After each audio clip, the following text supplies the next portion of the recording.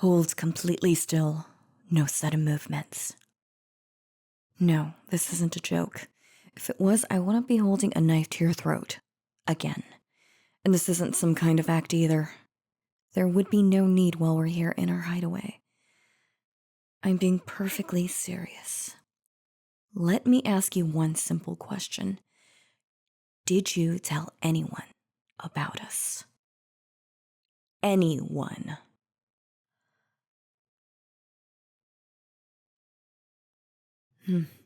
Well, I expected you to deny it. I wish I could just trust you at your word, but if I were that type of person to do that, I'd have been killed long ago. The problem is that Edward Blancmont, the head of the family, in case you'd forgotten, asked me a multitude of questions about you just an hour ago. It is unusual because he never asked me in such detail about my missions before, not since I became a fully fledged member of his family. He's always trusted the details of my assignments to me. Well, obviously, I told him that I was just taking my time. You're not an immediate threat, and it's normal for me to spend a long time preparing. It's not strictly a lie, and I'd rather he not know that we're romantically involved. For obvious reasons. I have plenty of reason to suspect that you've leaked information. Not directly to the Blancmonts, of course. You wouldn't want that any more than me.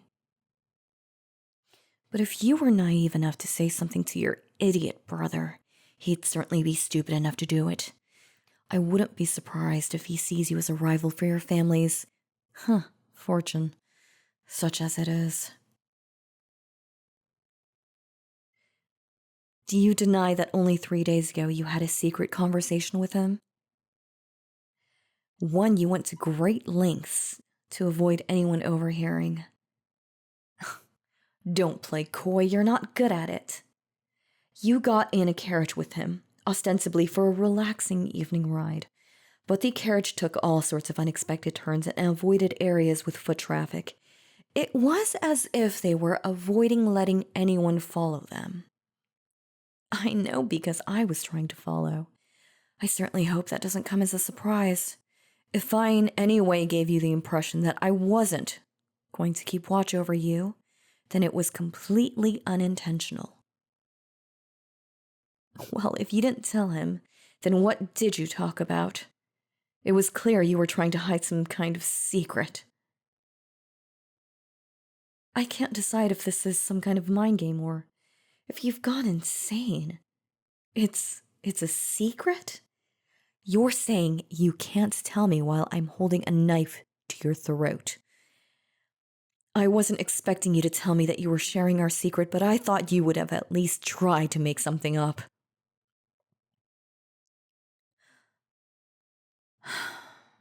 That? I can't deny it, that's very sweet.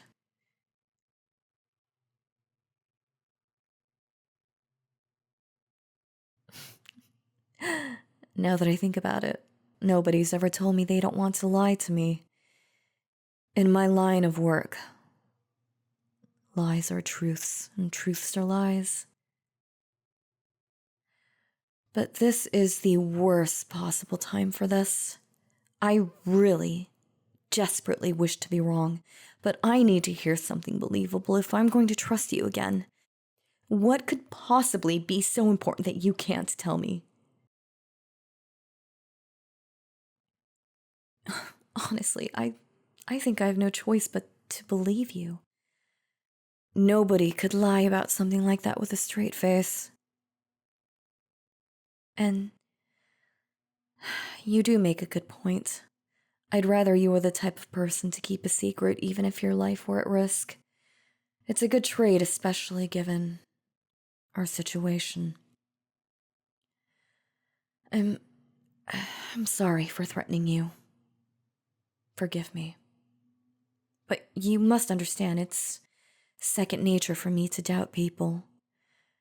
As I've said before, I wouldn't have lived very long as an assassin if I didn't foster a healthy bit of paranoia.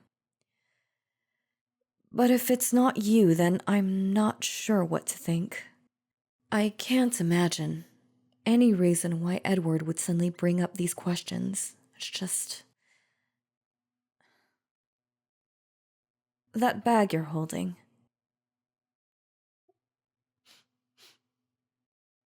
What's in it?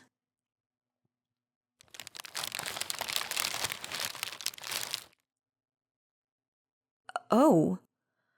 Oh. Look at those.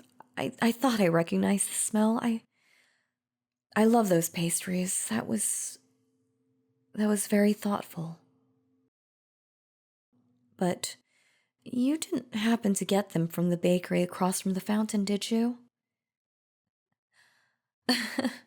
So that's it. That explains everything.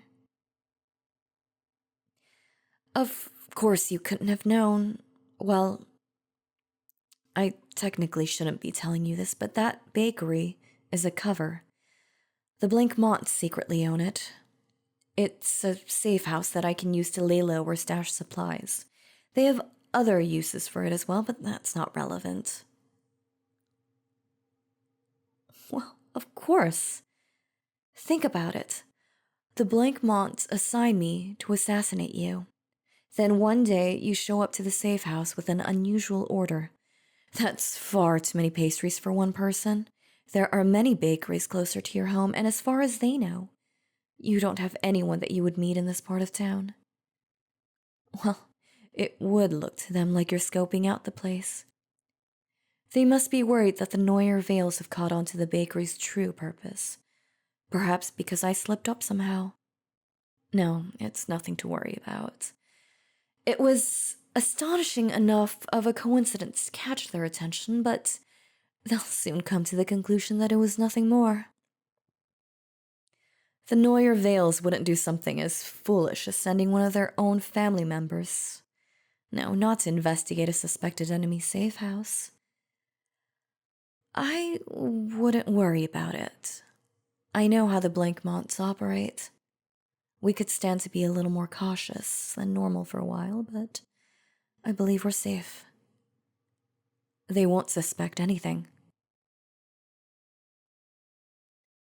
No, I don't blame you. This is my fault for not telling you about the safe house. I didn't think it was likely that you'd ever visit it, but given how close it is to our hideout, that may have been a short-sighted assumption. My goodness, what a terrible twist of fate that was.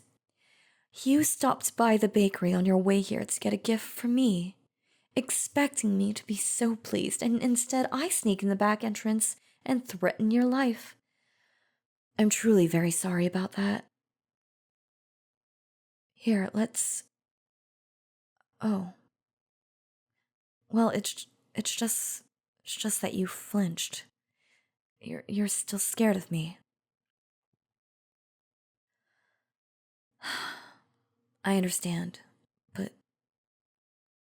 Well, no, I don't understand. This isn't even the first time I threatened you. When I say that out loud, it suddenly doesn't sound so comforting. What I mean to say is, you know who I am. I'm an assassin and you're my target. I just don't see how you can act so surprised by this.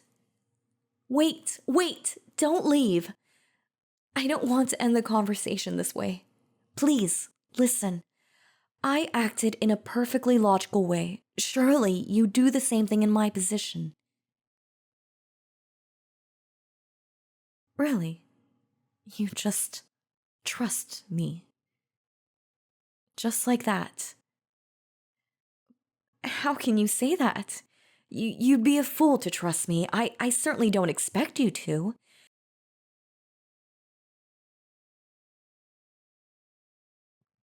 It's not fair to ask each other to risk everything for the other like that. Hmm. It's funny. I've heard people say that. That you need to be vulnerable in a relationship. That you have to put yourself in a position where you could be hurt in order to really love someone. I never really believed it, but, well, the results certainly seem to speak for themselves, don't they? I thought I was making the right choice, and yet I threatened you over nothing, and now things are strained between us. If I was looking in from the outside, I'd consider that paranoia, not logic. And not the healthy sort of paranoia. I I can't say I understand or even agree, but I have to admit I'm not entirely familiar with how this works. Don't don't get me wrong. I've been in relationships before, in a way at least. They were fake relationships to get closer to my targets. I know how to go through the motions, but I don't have any idea how to make it real. That's what I want with you. So maybe I should let you take the lead on this. I've been in control of how things progressed between us the entire time, until now, but even I realize that's not how this is supposed to work. Yes, show me how to be vulnerable. I'll do whatever you recommend, at least within reason. I do want things to work between us.